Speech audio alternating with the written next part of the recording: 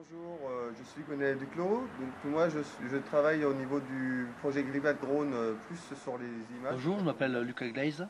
Je fais partie donc du projet Drone Climat et je suis étudiant en ingénierie, en écologie et en gestion de la biodiversité à l'université Montpellier 2. Je suis de l'équipe Climat Drone de l'université de Montpellier 2 et je vais vous présenter tout de suite les bâtiments. Le drone va nous servir à faire une évaluation des déperditions de chaleur et des déperditions de froid en été sur l'université de Montpellier 2. Nous avons un exemple de la difficulté des mesures de déperdition de chaleur. L'université a un parc arboré particulièrement important. Ici des arbres.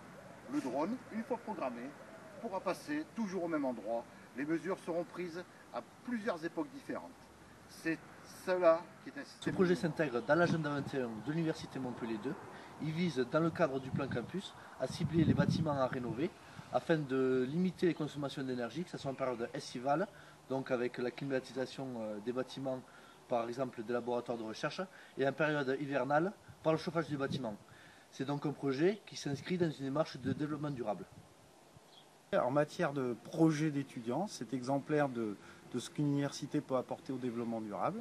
Et je voulais vous montrer le genre de déperdition qu'on peut avoir sur ces bâtiments des années 50-60.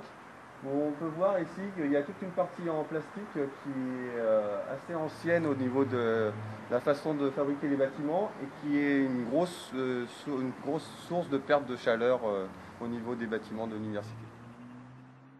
Le drone pour voir les déperditions de chaleur sur les bâtiments fait que nous pouvons cibler plus précisément les investissements sur les pertes d'énergie de menuiserie, façade, entretien des bâtiments en général. Donc, au niveau des bilans carbone, aujourd'hui, il y a deux façons de faire les images thermiques des bâtiments. Soit on fait appel à un avion qui passe au-dessus du site et qui fait une image complète du site vu d'en haut.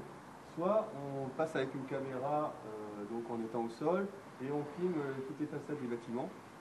Et on voit sur ce genre de structure, comme on peut voir derrière moi, que dès qu'il y a un certain nombre d'étages, en fait, la prise de vue au sol va devenir un peu compliquée. Et c'est tout l'apport du drone, de notre projet Climat Drone, c'est de pouvoir aller de faire une trajectoire complète et transversale sur tout le bâtiment. Et donc offrir des images très détaillées des endroits où il peut y avoir des fuites.